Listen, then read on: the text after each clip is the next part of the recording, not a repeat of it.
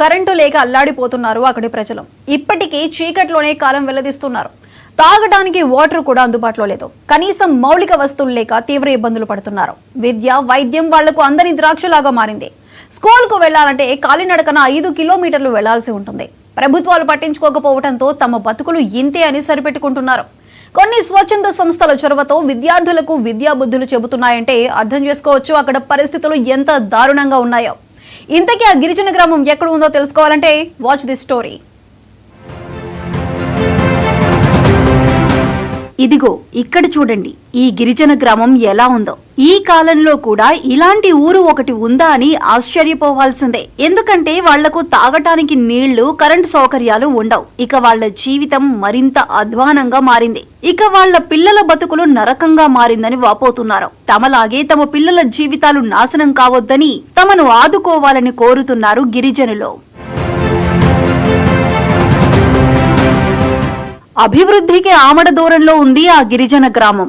అక్కడికి వెళ్లాలంటే కనీసం రోడ్డు మార్గం లేదు. ఎన్నికలప్పుడు ఓట్ల కోసం నేతలు రావటం, హామీలివ్వటంతోనే సరిపోతుంది. అమలుకు మాత్రం నోచుకోవటం లేదు. దుర్భర జీవితాన్ని గడుపుతున్నా అటువైపు అధికారులు కూడా కన్నెత్తి చూడటం లేదు. కనీసం కరెంటు కూడా అందుబాటులో లేదు. అదేదో ఎక్కడో ఫారెస్ట్ లోనో కొండలపైనో ఆ విలేజ్ ఉందనుకుంటే పొరపాటే. విజయనగరం జిల్లా గజపతి నగరం నియోజకవర్గం దత్తిరాజేరు మండలం రాజుల రామచంద్రాపురం పంచాయతీలోని ఎస్టీ కొత్తవలస అనే ఓ గిరిజన గ్రామంలోని ప్రజలకు కొన్నేళ్లుగా కష్టాలు, కన్నీళ్లు కామన్ గా మారిపోయాయి. విద్య, వైద్యం, రోడ్ల సౌకర్యాలు లేవు. వర్షాకాలం వచ్చిందంటే వాళ్ల బాధలు వర్ణనాతీతం. కొండపై నుంచి వచ్చే నీటిని చెలమలగా మార్చుకొని తాగుతున్నామని వాపోతున్నారు.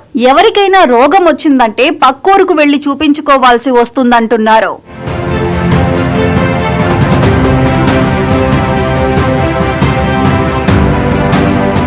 ప్రభుత్వాలు వస్తున్నాయి, పోతున్నాయి. పాలకుల మాటలు నీటి మూటలుగానే మారిపోయాయి. గిరిజన గ్రామంలో దాదాపు 50 కుటుంబాలు జీవిస్తున్నాయి. వాళ్లకు బాహ్య ప్రపంచంతో సంబంధాలుండవు. ఎందుకంటే వాళ్ళింట్లో కరెంట్ ఉండదు, సెల్ ఫోన్స్ కనిపించవు. ప్రపంచం మొత్తం వేగంగా పరుగులు పెడుతున్నా ఈ గిరిజన విలేజ్ లో మాత్రం ఇంకా మౌలిక సదుపాయాల కోసం కళ్ళు కాయలు కాసేలా ఎదురు చూడాల్సిందే.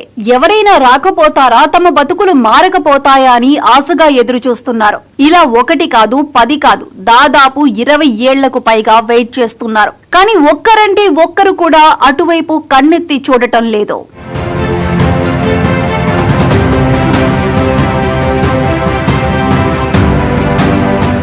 విద్యార్థులు స్కూల్ కి వెళ్లటానికి ప్రతిరోజు సాహసం చేయాల్సిందే.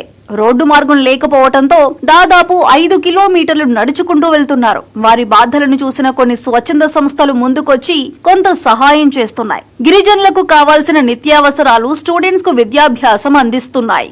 ఇక్కడ కనీసం త్రాగడానికి మంచినీళ్ళు కూడా లేక చిన్న చిన్న గోతులు తీసి అందులో ఊరిన నీటితోనే, ఓటర్ నీటితోనే వీళ్ళు కాలం గడుపుతున్నారని తెలిసింది. అలాగే ఈ రోజుల్లో కూడా కరెంటు లేని గ్రామం అంటూ ఉంది అన్న విషయం తెలిసేసరికి మాకందరికి చాలా ఆశ్చర్యం వేసింది. మా వరకు తోచినట్టుగా ఒక 8 సైకిల్స్ వాళ్ళకి ఇవ్వడం జరుగుతుంది. దీంతో పాటు వాళ్ళు వాటర్ ఈ మధ్య కాలంలోనే మన కలెక్టర్ గారి చొరవతో ఒక బోర్ కూడా తీశారు. ఆ బోర్ లో వాటర్ తెచ్చుకోవడానికి వాళ్ళకి కనీసం బిందెలు కూడా లేకపోతే ఆ బిందెలు, కొంచెం గ్లాసులు, పుస్తకాలు పిల్లలకి ఇవన్నీ కూడా ఈ రోజు ఇక్కడ గ్యాదర్ అయ్యి వాళ్ళకి ఇద్దామని రావటం జరిగింది. ఇక్కడ వీళ్ళ పరిస్థితి చూస్తే అసలు ఎలా రాత్రి అయితే వీళ్ళు ఇలాంటి ప్రాంతంలో ఎలా ఉంటున్నారు అన్నది ఇప్పటికీ కూడా చాలా అర్థం కావటం లేదు. మంచి మనసుతో ఏదైనా కార్యక్రమం చేసేటప్పుడు అది ముందుకి వెళ్ళటమే కాకుండా 10 మందికి ఉపయోగపడుతుంది అన్న ఉద్దేశంతో సర్వేజన సుఖినో భవంతు అంటూ మా సంస్థలు ఇంకా ముందు మంచి కార్యక్రమాలు చేయడానికి చేదోడు గాదోడుగా అందరూ ఉంటారని ఆశిస్తూ ఇప్పటికైనా కొత్తగా వచ్చిన కూటమి ప్రభుత్వమైనా తమను ఆదుకోవాలని కోరుతున్నారు గిరిజనులు. తమ గ్రామానికి రోడ్లు, వాటర్, మౌలిక వస్తువులు కల్పించాలని విజ్ఞప్తి చేస్తున్నారు.